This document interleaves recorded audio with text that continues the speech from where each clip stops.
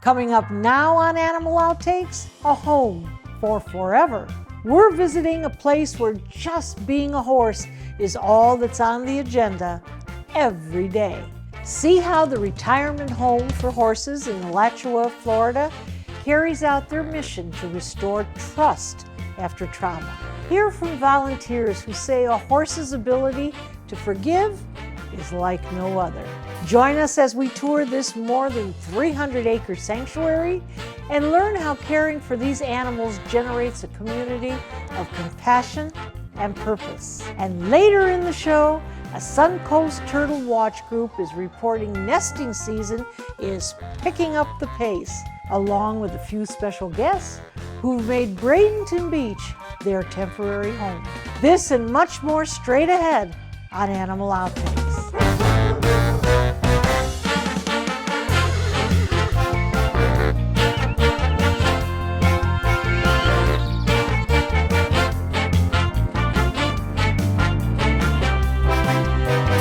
At the retirement home for horses in northern Florida, the culture is something you can just feel the minute you set foot on the property. And after 4 decades, they have enough stories to fill an epic novel. Many of these stories aren't for the faint of heart, at least with how they begin. But as you will see, they keep the past in the past. And the minute the horse comes through the gates, the team works hard to restore a sense of normalcy. They provide consistent care without any expectation of the horses in return. And that's where the magic happens, albeit slowly, where the forgiveness takes place and the trauma that so many have been subjected to starts to fade. And these animals are given back a life worth living.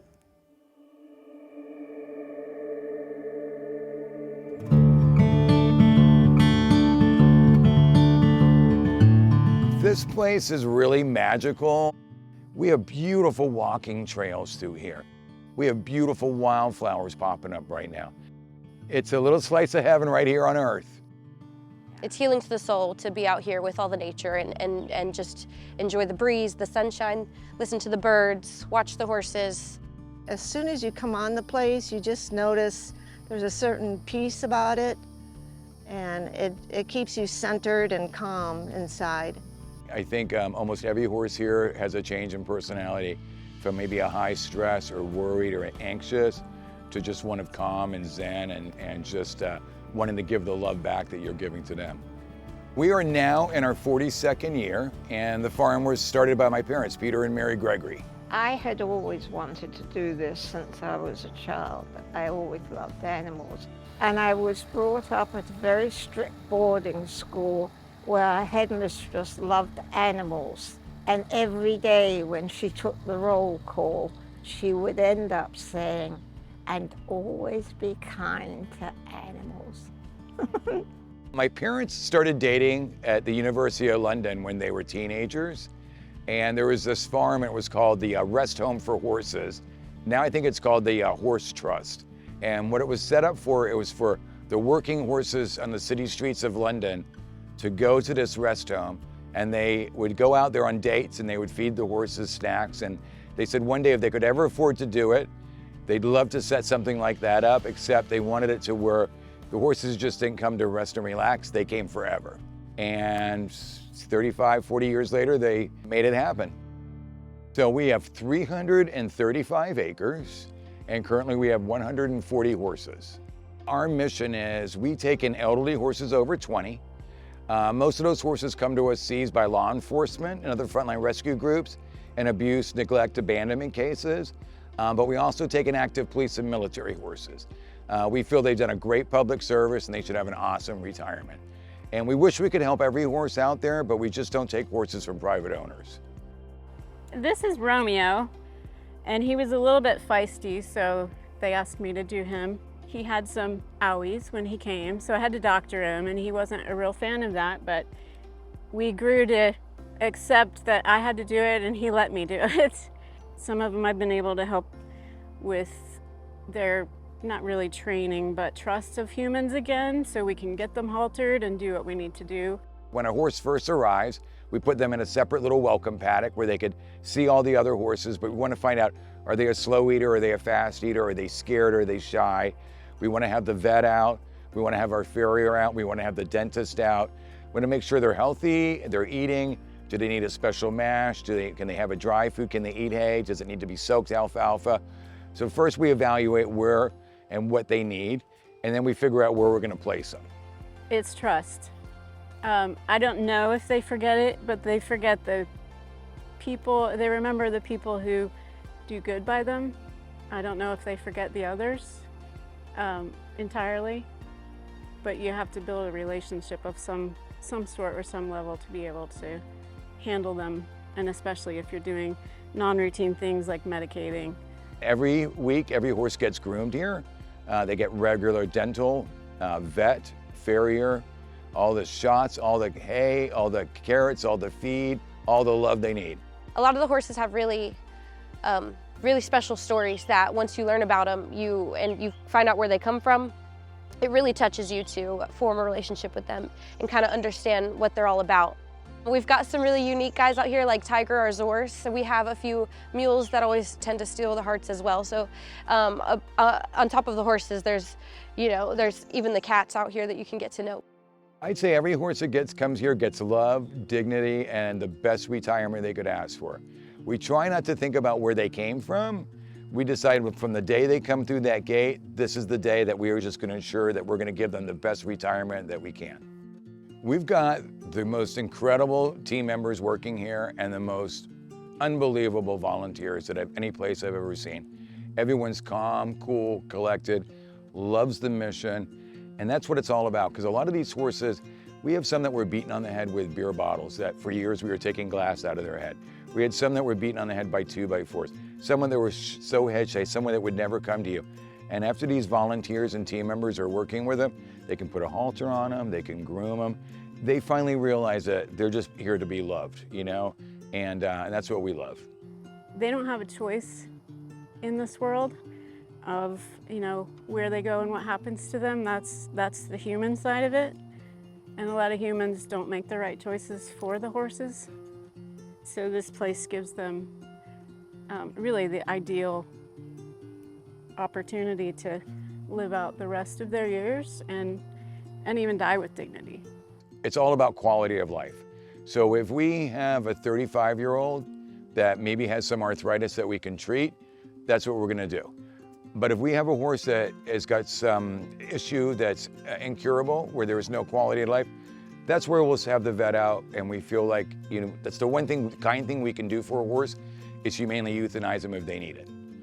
But we don't believe just because a horse is old that they don't have a purpose, man. Like, 30s is young for us really here. We've still got some here that are in their 40s, so. We take care of them and we allow them to just be a horse. So many people, if you can't ride them and they're starting to show aches and pains, well, they justify it, they're old, it's time to put them down. And they still have a lot of years left of them, and they have a lot to give.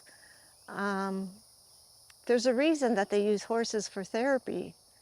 They know that they'll never, ever leave the property. We're a horse sanctuary, so once the horses come here, they're never worked or ridden again, and they spend the rest of their lives here. But we're also a wildlife sanctuary.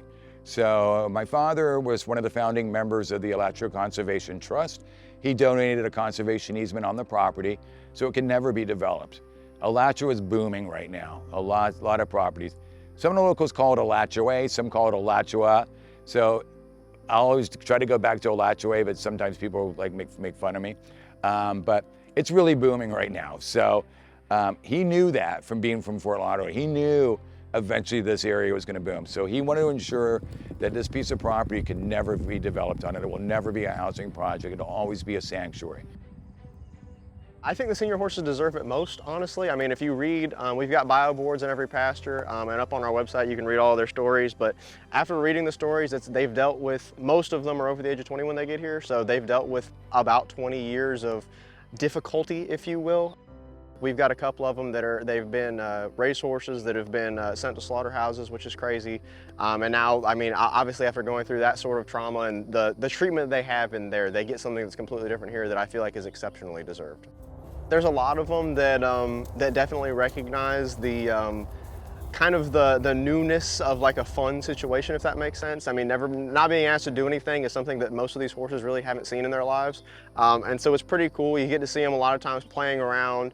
They'll like running out of the paddocks, they'll kick out and they'll have fun and they'll play with each other and groom each other, all kinds of things, which is really something that they don't get to do. I mean, if you were separated by stalls, you don't get to do that. But out here, they really do have friends, which is pretty cool. I mean, we've got a bunch of duos, trios of horses that are really good friends, and it's really nice to see that sort of thing.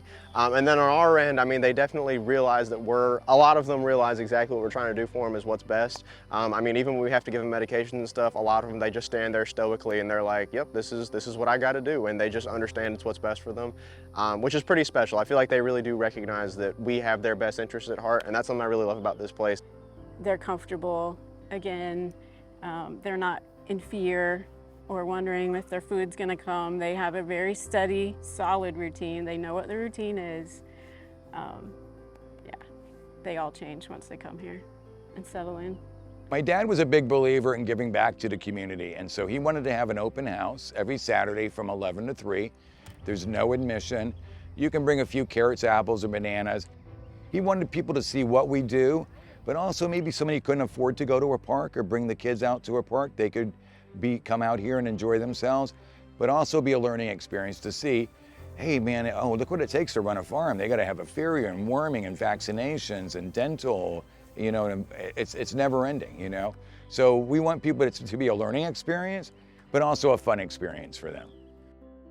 I would expect people to leave with a newfound respect for horses and even the birds and the other wildlife that are here, but also to realize how important it is to connect with nature in general.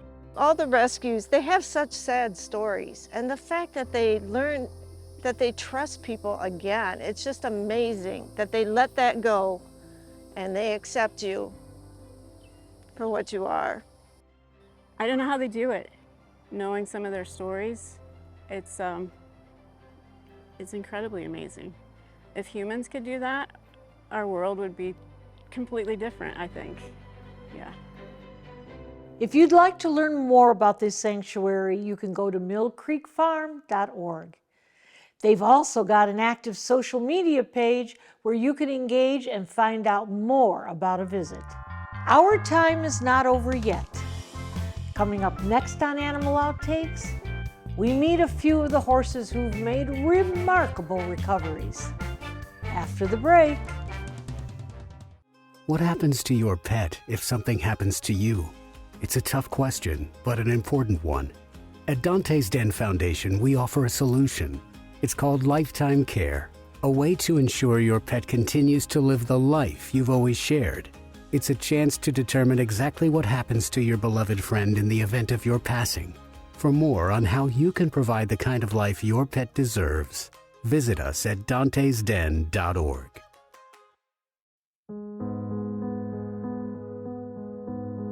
So this is Hope. She is 27 years old. She's one of the worst cases that we've ever had here at the history of the farm. When she first arrived, she was super malnourished, very underweight, full of parasites. So we had to deworm her quite a few times. We had to do steroid injections to help boost her appetite. We've done a lot. I mean, she had double eye ulcers just because her immune system was extremely compromised. Since she's arrived, we've had her on all kinds of medications. We've partnered up with UF. Shout out to Dr. Malakote, Dr. Plummer. I know I'm missing a few. Dr. Martinez, Dr. Eric, who's on our board of directors.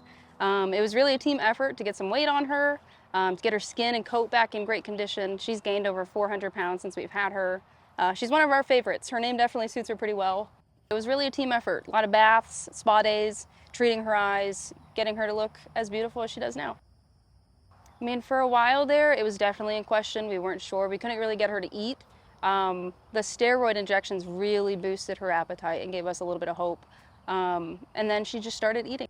When she first came in, she didn't really have that light in her eyes. She didn't really have a lot of energy. She's always been a very sweet girl. but she just didn't have that glimmer yet, that shine to her. Now, however, she is quite the diva. She's the boss of this pasture now, which is so cool to see. She has lots of energy. When we open up the gate and let her out in the afternoon, she goes into a beautiful gallop up to her boyfriend. So she definitely has more energy to her now as she's falling asleep. I'm very fortunate to be a part of this team. Everybody here cares so much about the retirees and the farm and the history here. But the horses deserve it. A lot of them have awful stories, makes you hate people but love the animals. They're very forgiving animals, very resilient. So you go home exhausted, but it makes every day completely worth it. And my favorite part of it is that at no point will you ever hear Paul or the team say no to something. If the horse needs it, we find a way to make it happen. So it's great. I mean, our team and our volunteers are incredible. They really dedicate their lives to helping us complete our mission. This is a Cerro. He is a 32-year-old Pasofino. He's been here for 5 years. When he came, he had been a stallion, so he was seized in a neglect case by Osceola County. I've spent a lot of time with him in the past year trying to get him to trust me, put a halter on him because he was difficult to catch, groom him, and he's really come around. With him, it was not trusting people, some trauma and that, and just trying to get, it's such a nice feeling when you get them to trust you again. That first time when they come up to greet you, or the other day I was grooming him and I didn't have treats or anything, and he turns his head and he puts his head against my leg and just holds it there, and it just warms your heart. It's such a wonderful feeling when that happens. And we used to have to sedate him in order to trim his feet because he was so anxious. Now he can have his feet trimmed without the sedation. So I always say now he's a normal horse. Coming up next on Animal Outtakes, from equine to canine, we've got you covered in senior care. How the dogs here at Dante's Den are also supported with dignity well into their golden years.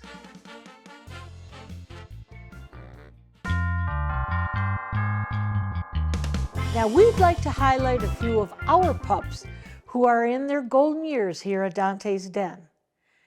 Yes, growing old is a part of life, and for dogs, it's important to pay close attention to their needs as they age, because they can't tell us when something is wrong, and sometimes they're good at hiding aches and pains. So we're careful to monitor all of our dogs as they reach their senior milestones. And for the few you're about to meet, we've done what we can to let them rest easy and just be who they are. My golden years at Dante's Den are filled with long, happy hour naps, food that makes me feel good on the inside and out, along with just enough engagement to make me ready for another nap. I'm a red-boned coonhound mix, and at 12 years old, I'm still a sweet southern gentleman. My history proves I'm eager to please and tend to follow the rules a bit better than some of my counterparts. But as the saying goes, you can't teach an old dog new tricks. So I'm thankful the caregivers here at Dante's accept me for who I am. They let me put my nose to the ground and fulfill my instinctive, endless need to sniff things out. They also make sure I get my sweaters when it's cold and plenty of blankets to nuzzle in for comfort. I'm proud to say at this age I'm pretty healthy, although I'm prone to ear infections. But Marcia makes sure I always have the medicine I need when I need it, so I'm not in pain. I like to tell my friends here at the dens, I'm not aging, I'm just becoming a classic. Beauty is in the eye of the beholder. At least that's what my favorite humans always say. And they give me my daily prescription of love and hugs and kisses. My days at Dante's as a 14-year-old beagle mix are filled with time spent perusing the perimeter area looking for the daring lizard that may have made its way into dangerous territory. I may not have the same speed, but my nose still works just fine. I relish the divine biscuits they give me when it's time to head in. I can smell them a mile away. I first came to the dens back in 2016. I was adopted to a family a few months later, and life was okay, but my health was suffering. Luckily, I had the chance to come back. Upon return, I was severely overweight and both my ears were infected. It didn't take long for the staff here to fix me and get me back to a healthier lifestyle. I think it saved my life. One of the things I look forward to the most are my afternoon strolls. It's good exercise, and it gives me a chance to get some one-on-one attention from some of my favorite people.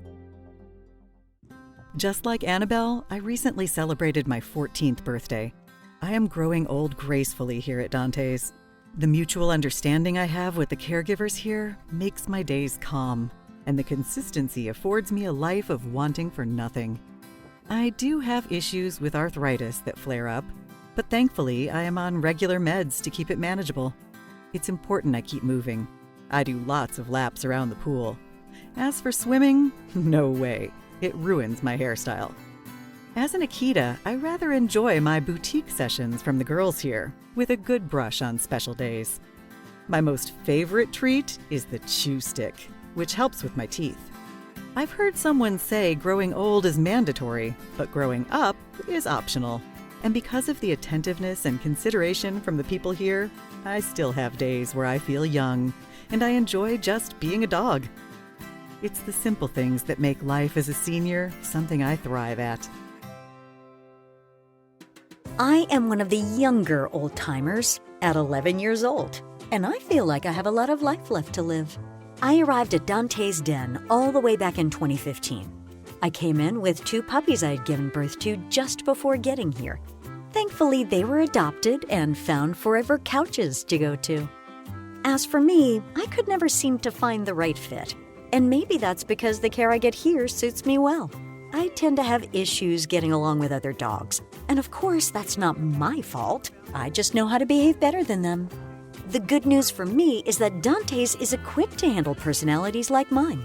I am prone to zoomies, and I am always given the time and the space to get them out of my system before settling down for a rest, snuggled up tight. A warm bed, a good walk, and lots of love. That's all a girl like me can ask for. Well, maybe a treat or two as well. Stay with us. There's more Animal Outtakes coming up next. Animal Outtakes is produced by Dante's Den Foundation, a nonprofit group dedicated to creating the best life for dogs. If you would like to learn more about Dante's Den, donate, or volunteer, visit our website, dantesden.org. Some success to share for wildlife on Bradenton Beach. The Anna Maria Island Turtle Watch is reporting they've had a very busy week with their first loggerhead sea turtle nest of the season on the island. They went from 0 to 8 last week. One nest did have to be relocated to a similar location because it was in an area scheduled for an upcoming nourishment project. Relocations are done only by trained people under strict permitting by FWC. For more on this topic, the group hosts free information sessions May through August. You can learn about sea turtles and shorebirds at the weekly presentations held at Holmes Beach City Hall on Mondays at 10 a.m., except for Memorial Day. And speaking of shorebirds, the group also noted a colony of black skimmers in Bradenton Beach that's grown to more than 100 birds. Upon closer observation, they also discovered a pair of least terns sitting on eggs. All very good news for our local ecosystem. We hope you had fun and learned a thing or two along the way. And we'll be back here again next week with even more animals and some engaging encounters. Until then, thanks for watching.